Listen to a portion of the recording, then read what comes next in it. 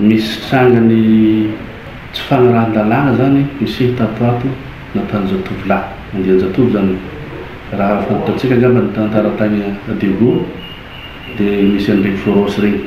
regny zany zavatra mipoitra ao. Rehefa misy vazaha zany hitan'ireny dia arahandreo avy afara dia alaindreo forcé zany le téléphone dia pasena namagna avy afara izy iny dia jusque agny amin'ny zaza minera vehivavy tsy tena mbola kely regny. Dia anao zany tsy maharaka an'izay dia very ilaindreo amin'le lehilahy ihany ka tratra zany zareo io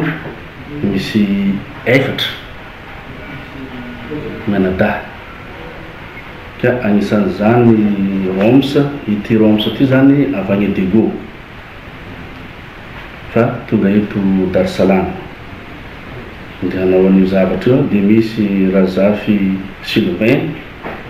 D Black, io zany tompo tanà karazany manao guide-ndry zalahy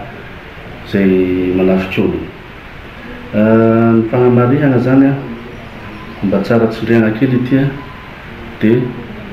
ho antsika ramandreny raha ny zaza vehivavy tena 20 taona miboaka andro aligny namandreo tanora lehilahy reo atako fa misy fuite de responsabilité zay zavatra zay ka tokony mba handray andraikitra atsika ramandreny rehefa tsy hitanao ao an-trano zany zanakanao dia tokony mba melo fa zao zavatra zao zany zavatra misy ao amin'ny fokontany Dar es Salaam atao anatin'ny brigade na Jamanjary. Afatra na famitana atao an'ny vahoaka dia aza misalasala raha misy trangan-javatra na aligny na mantsana agny amintsika amin'ny fiarahamonina mampiahiahy na hiteraka tsy fandram-pahalemana dia miantsoa ny gendarmerie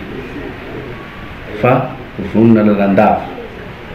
ary misy numéro 119 na orange na tellement azahoana gendarmerie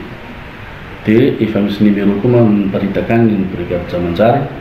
dia vonona izahay fa miasa ho an'ny vahoaka ny gendarmerie andro manaliny 24/24. Aza misalasala ho an'ny zay magnomelo ranom-baovao matokisa fa mijanona ho tsy ambaratelo ho fiarovana ny aigninao zay tsy ambaratelo zay ka zay angamba ny afatra avy aty amin'ny